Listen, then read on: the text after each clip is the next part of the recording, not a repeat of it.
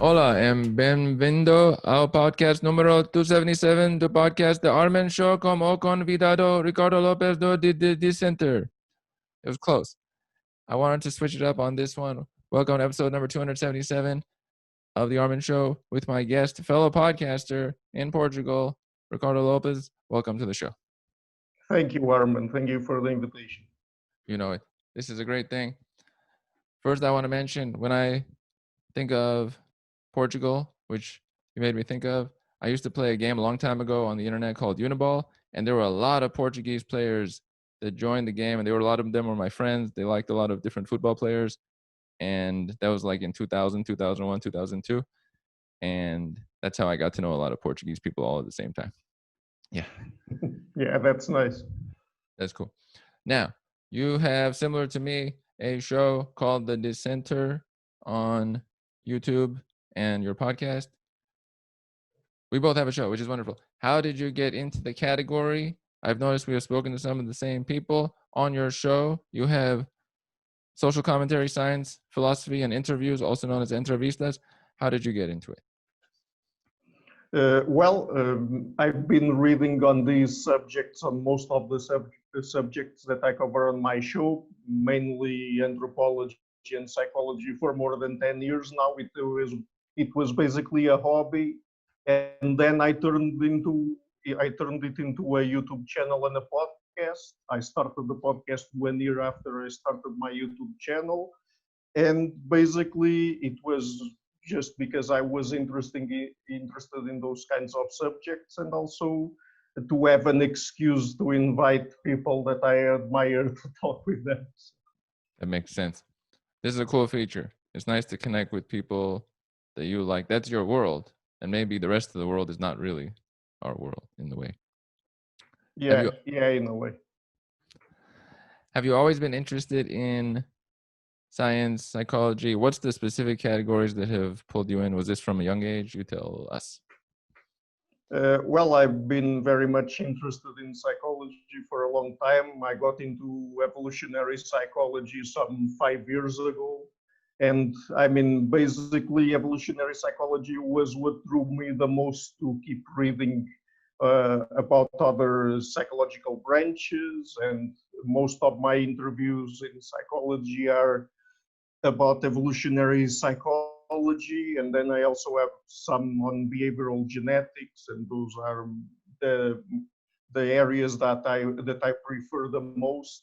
But I mean, I also love social science in general, and like some 90% of my interviews are about social science, anthropology, psychology, economics, sociology. I only have one or two about sociology, but anyway, those are the kinds of areas that interest me the most. Mm-hmm. Are there categories that are not really your category that you probably wouldn't interview about? Are there a lot of things that is not your thing? I haven't had anyone to talk about physics, for example, on the show. I had an interview on philosophy of physics, but I never had a physicist on the show. Probably next month in September, I will have my first physicist on the show, but cool. Let's see how it goes, but it's really not one of my main areas of interest. If it's social science and not so much physics and that kind, are you more people-oriented? Have you always been people-oriented? And when you were growing up, did you see other individuals like you who were more thoughtful?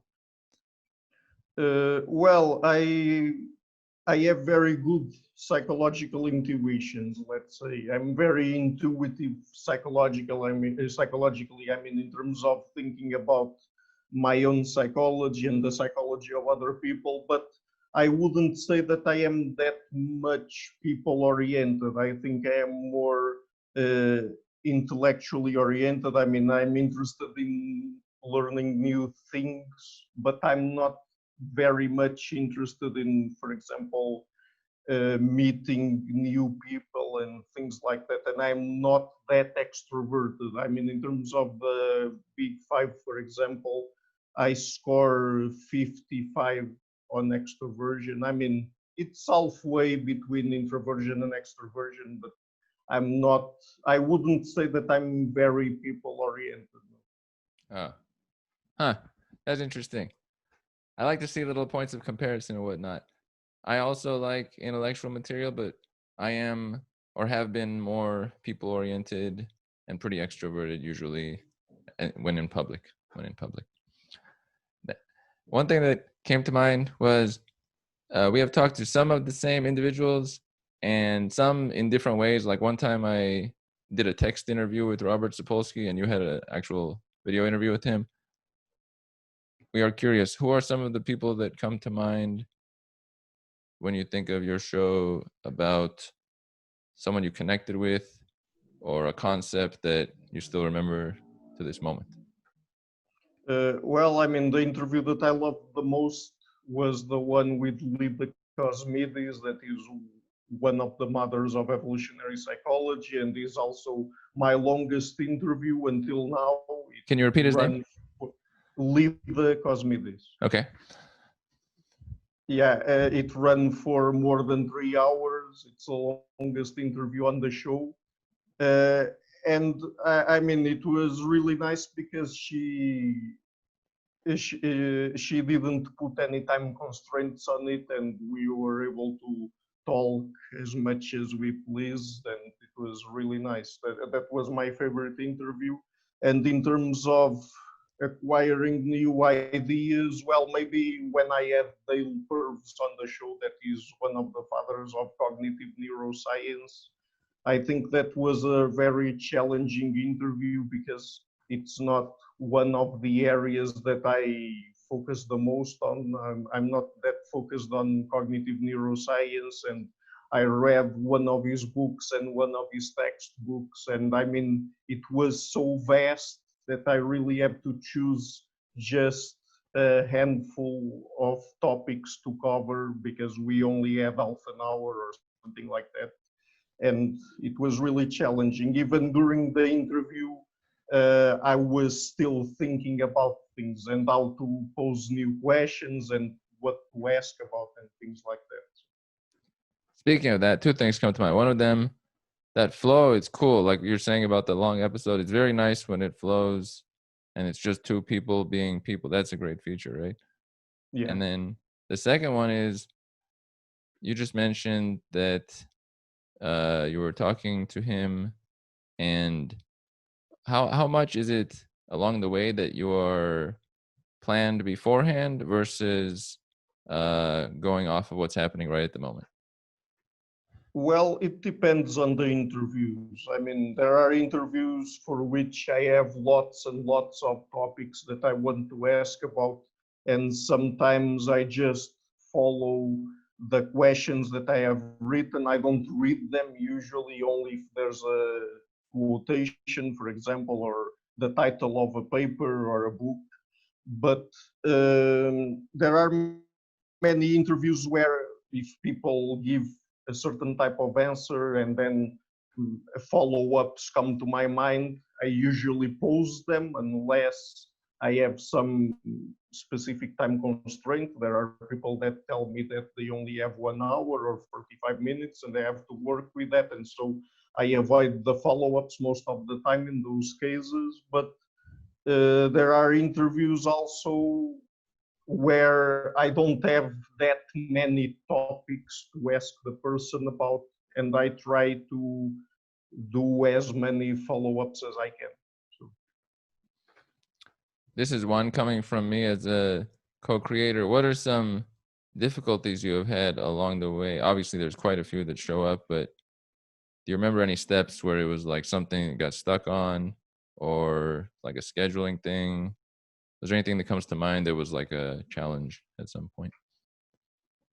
Well, I never had scheduling challenges. I think the kind of challenge that I had sometimes, but now it has been solved for a very long time, was that the recording program that I use to record from Skype back in late 2018, there were a couple of months where it updated and then it wasn't working that well with the Skype version back then, and so there were interviews where I lost the video, and then it was a bit frustrating, and I had to release the interview audio only.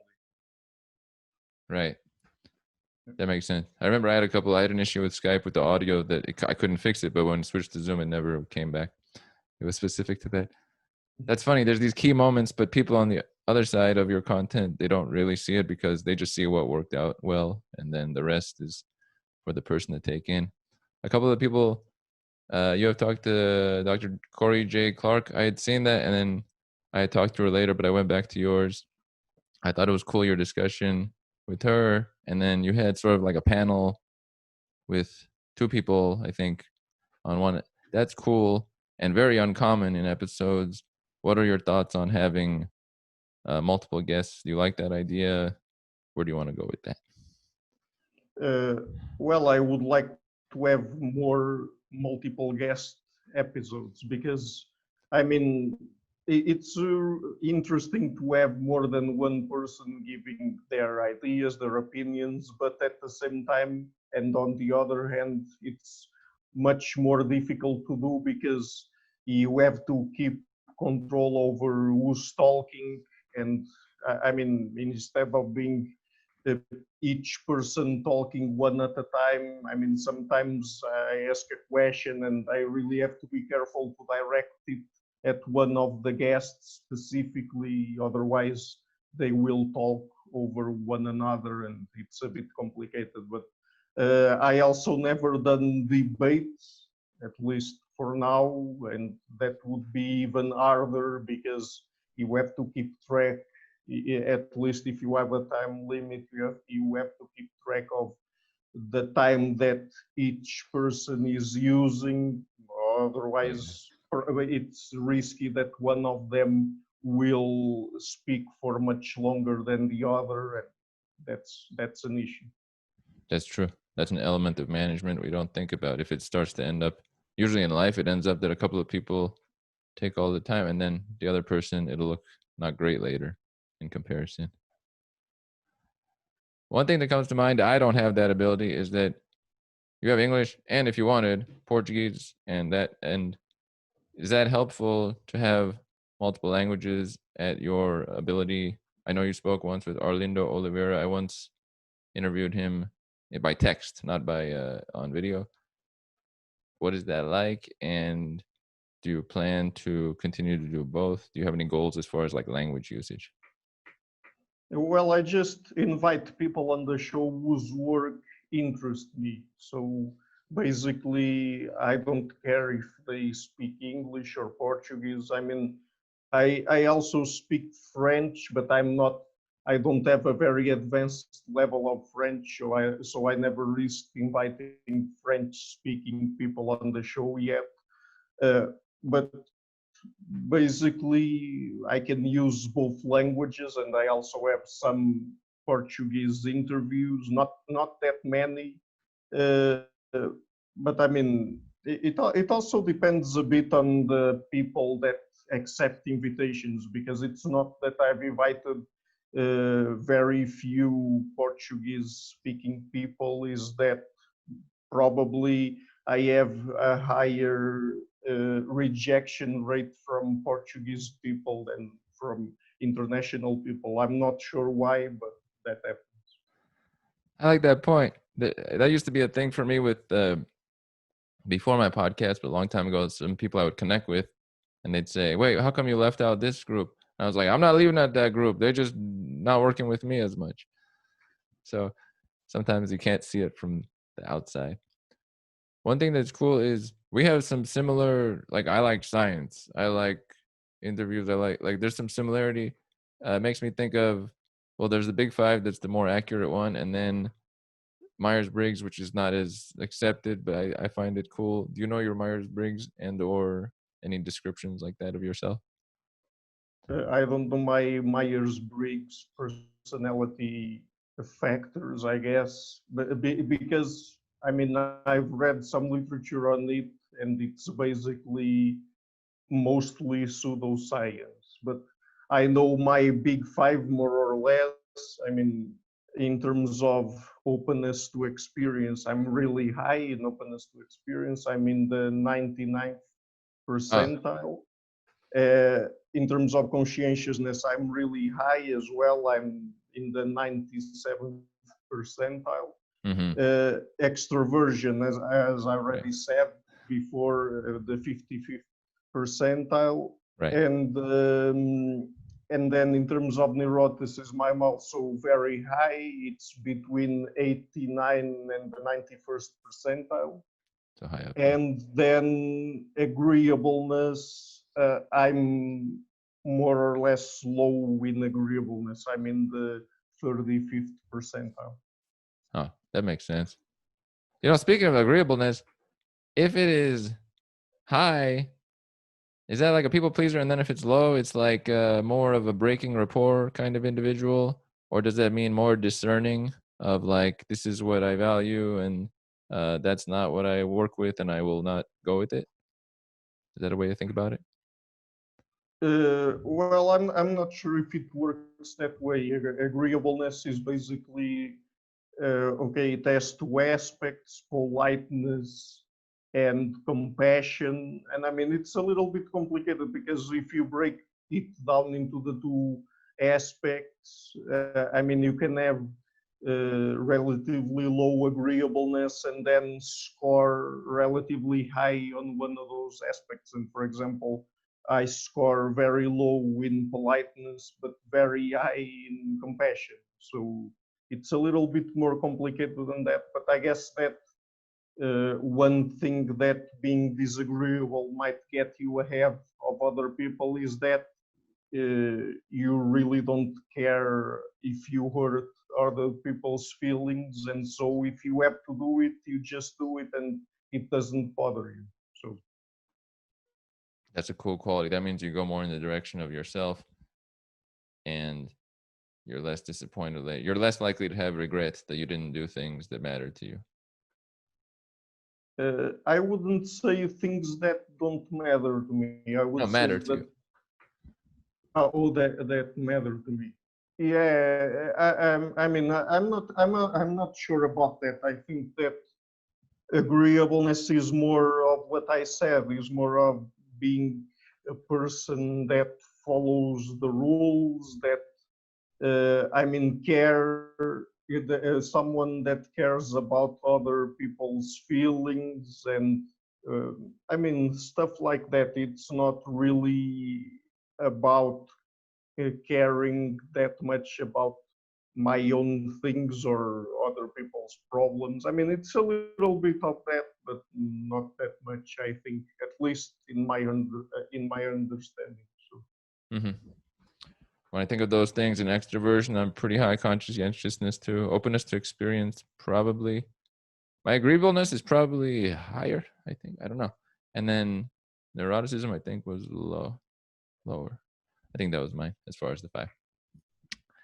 Now, one thing that comes to mind, do you have visions for like 6 months, 1 year, 4 years down the line as far as do you have an idea of exactly where you want it to be? Is it more along the way that this is where it's at and we'll see?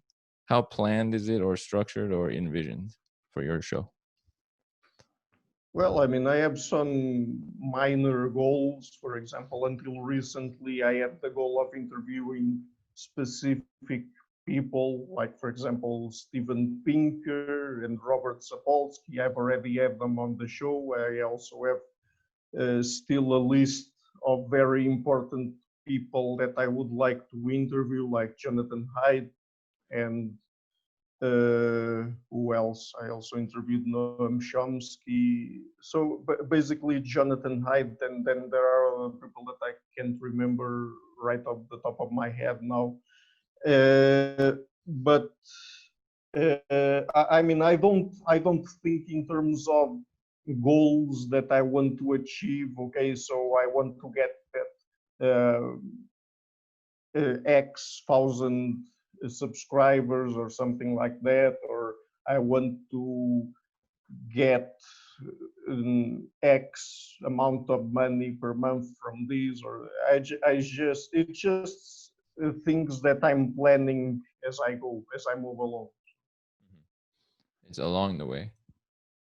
How long ago did you start the show in total? And were you doing anything like creative output or something in this category before that years ago? No, I never did anything like Oh. this before I started the show, and I started in February 2018, so around 2 years and a half ago. Oh, that's interesting. So nothing before then. So was it a big switch or was it something that you had left one day I will do that and then you did that? Uh, when I started the show for the first 2 months, I still had a day job, and that's why if you go back to then, I was simply putting out one interview per week. Now I'm posting 2 or 3 new interviews per week, and but basically it started getting easier to get positive replies from people. I mean, people that accepted invitations to come on the show, because at the beginning it was very hard because I didn't have anything to show them, and I just started doing it full time, and now I also have a reasonable amount of support per month from patrons and people who support me on PayPal. So it's going well, I think. This is true. I do like that you're very organized in your output, your description of the people that are your supporters, your actual episode output, the consistency of your content, who you're talking to. It's solid. There's nothing in there that seems like out of place. I notice like detail. I like to look at details, and so there's nothing that's like a big lacking item. That's cool. Is there any other podcasters you look at and you think I like some of their features, or any that got you into the category, or anyone you know personally who does podcasting kind of the same way? Is there any people in the category that you look at? Well, the ones I watch the most are God Sad, who I already had on the show as well. He has a YouTube channel. He's a professor of marketing and evolutionary psychology at Concordia University in Canada. And basically, he has a YouTube channel that has been running since I think 2015 or 2016. And he does interviews now and then. Lately, it's not been that frequently that he does interviews, but he has done some tens of interviews now. And I really like his style, and he's also interested in the kinds of subjects that interest me the most. And then I also watch sometimes the interviews done by Michael Shermer, the head of Skeptic magazine, and it is interesting because he usually interviews people that have published recent books or books that are about to be published. And so by watching his interviews, I get to learn about books that I didn't know were published, and that's very interesting. And then I also watch sometimes the interviews done by Lex Friedman, that is a guy that works on artificial intelligence, sorry, at Harvard, and he does interviews mostly focused on artificial intelligence and cognitive science, and he has some very interesting stuff on his channel as well. Mm-hmm. I noticed that about Michael Shermer too. He's another one that I interviewed by text, not by video. It was back then. I interviewed some people by text, and he does bring out new books and upcoming books, and he's one of the few that does that. I noticed that too. I thought to myself, most are not in that form. I also like to check new books. How often do you read books? Do you like to read full books, or maybe research papers or articles, or what do you like to do in the text world?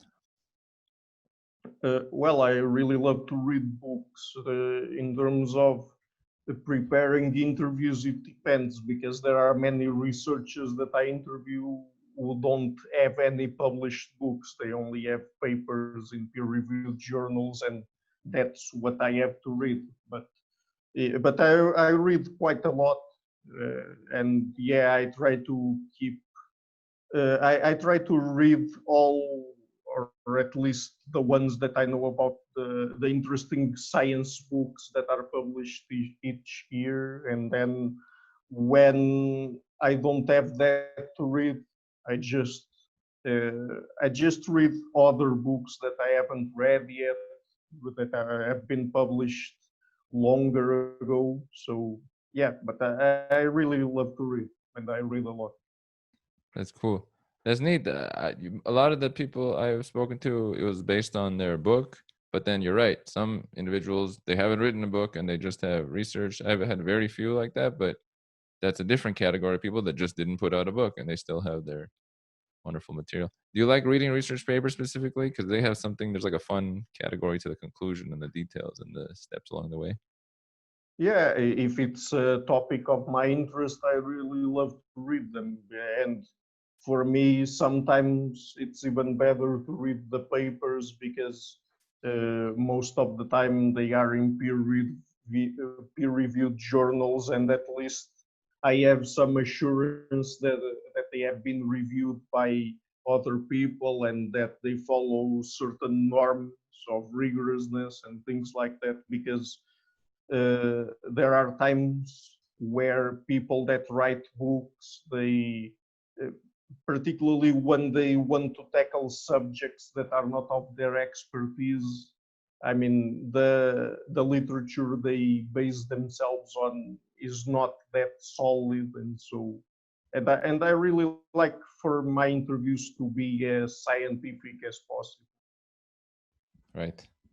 They're science based. Did you, as I always like to go back to being a young person, when you're a younger person, did you like science and math over humanities like English and history? Was there any difference to those for you? Well, there wasn't ever a big difference in terms of my interests, but I still tend to prefer the sciences to the humanities. But as you can see on my channel and my podcast, I also have many interviews with philosophers and a handful of interviews with historians, for example. I'm going to bring in a philosophy concept here because you said philosophers. What, where do you lean on the, like, is so much determined in this existence? Do we have some sort of choice in what we're doing? How do you lean in that thought process? Well, I agree with Robert Sapolsky, and I guess some areas as well. And I think there is no free will at all. I think that everything is determined, if not by your genes or the way your brain is structured. I mean, also from several environmental factors and your culture and the ideas you're exposed to. I mean, I think that all of those ingredients together are bring determinism to the table, and I think that there's no free will whatsoever. And if you read the book like Behave by Robert Sapolsky, you get a pretty neat idea of what I'm talking about, because basically he follows the different steps from what happened a second ago to what happened a million years ago or something like that. And so, I mean, there's no steps where there's any evidence that you have any sort of control, or at least conscious control. Valid point there. Yes. It's sort of, yeah, the idea that like if you took a moment of time and stopped it there, the next moment would be exactly what it would have been based on the previous moment if you included all those variables. That's a neat, that's a neat one there. I am along the same page as you, which means it was all planned. I was meant to talk to Ricardo Lopes today. Okay, that's how it was all set up for. And then at some point I'm gonna visit different parts of the earth in a way that was already planned beforehand and things like that. That's kind of a cool feature. If it's all planned beforehand, it takes away any sort of worry. I try to tell people about this concept, because if that's the case, what could you possibly worry for or have some issue or nervousness? That's the path, and it's occurring. It's a different way to look at things, right? Yeah, that's an interesting idea, but at the same time, I mean, we're still human and we still have our biases and things like that. And I mean, I don't know if it's really possible to live without at least worrying a little bit about the future, about tomorrow, about what will happen in our lives, and to plan a little bit ahead. Because I mean, sometimes people can get into problematic situations. It's not that they are really making free choices, but even if their planning is deterministic or determined in some way, it's still the case that we have those kinds of worries, and that's simply being human. The idea of being human. I sometimes like to think of descriptions of myself in a few words. Like I think of uh, sort of fearless, creative, non-contextual. Do you have any terms or descriptions you think of that you associate with yourself that you identify with? Oh, that's an interesting question. Yes. Let's see if I can come up with something, because I never thought about that before. Uh, well, I think that I would go for the title of my show, The Dissenter, because I basically always felt a little bit of a dissenter in my life. Because, for example, on my channel, I explore scientific topics. Many of them are controversial, particularly because they come from the social sciences, and I mean, things that have to do with psychology and sociology and people's behavior are the ones that people push against the most, at least in my experience. And then, I mean, I don't really feel bothered by confronting myself with new ideas and ideas opposite to mine, and even some controversial ideas, and some that even run against perhaps my own morality, because I'm just interested in hearing and reading about people's arguments, and particularly in science, reading what the evidence tells us instead of simply getting fixated on my own ideas or arguments or whatever. So I'm a dissenter in that sort of way, in that I don't really care that much about what the majority of people think.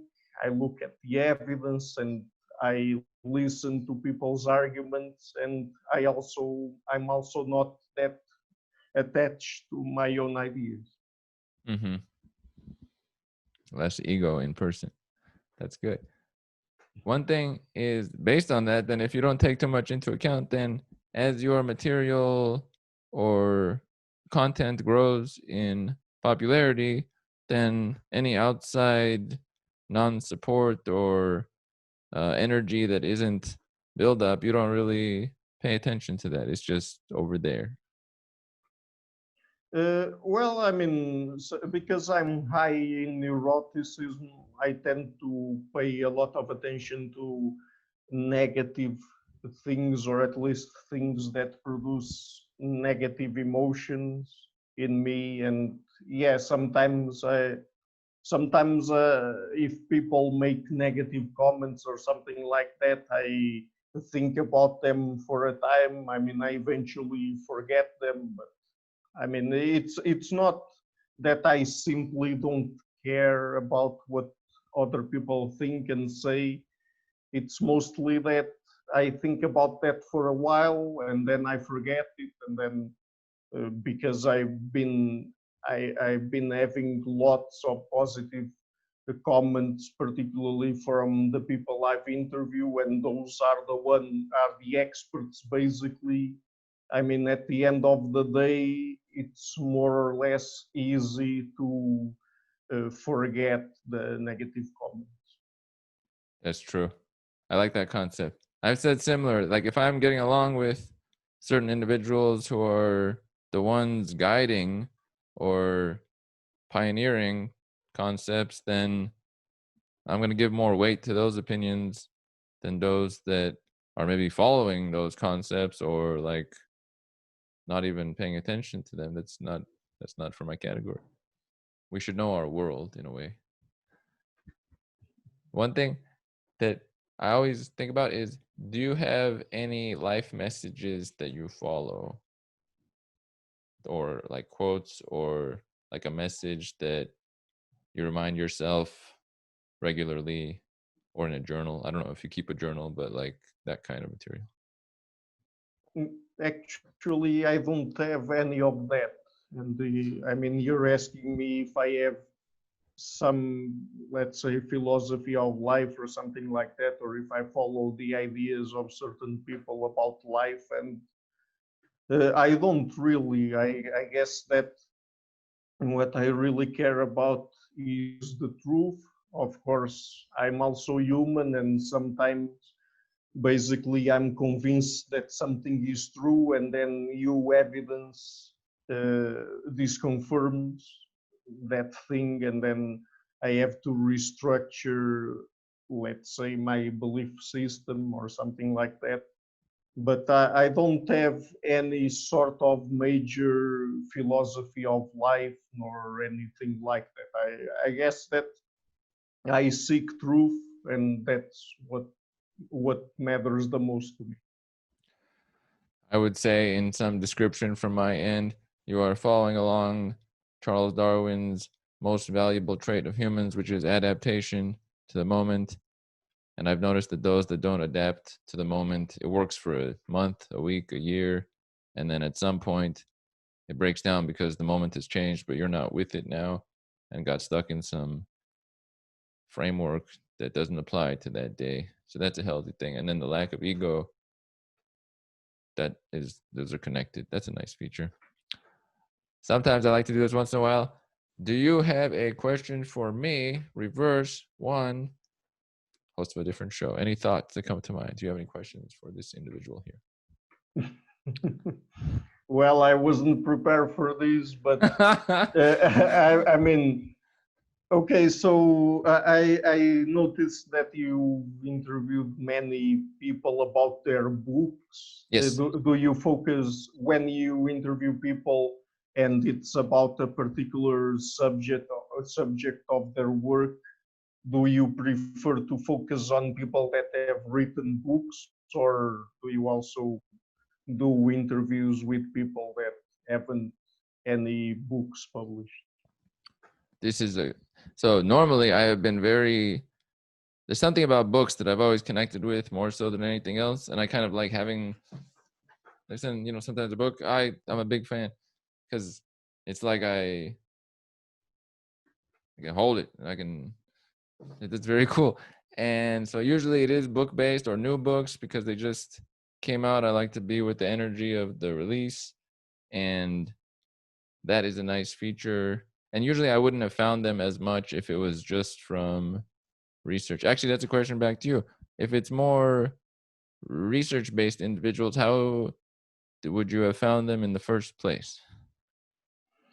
Well, there are people, for example, I sometimes I read textbooks, and textbooks usually have many different authors, and I also read edited books, scientific edited books, and so usually I get many new names from those kinds of books. But other times people suggest me some names, and other times I simply get across certain people on the internet, on Twitter mostly, and I look into their work, and if it seems interesting to me, I read a bit about it and then invite the people on the show, and if they accept the invitation, I read more, and that's basically how things happen.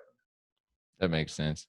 I was thinking about that before because it wouldn't be likely. Like I would look at the new releases on Amazon of like math and science and other places where books come out or publicists would send something.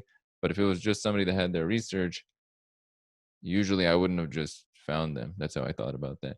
But if it's the way you're describing, or if I looked at the notes section of some of the Yeah, you books that can links also do that. Yeah, sometimes I do that as well. Rarely, but yeah, it also happens.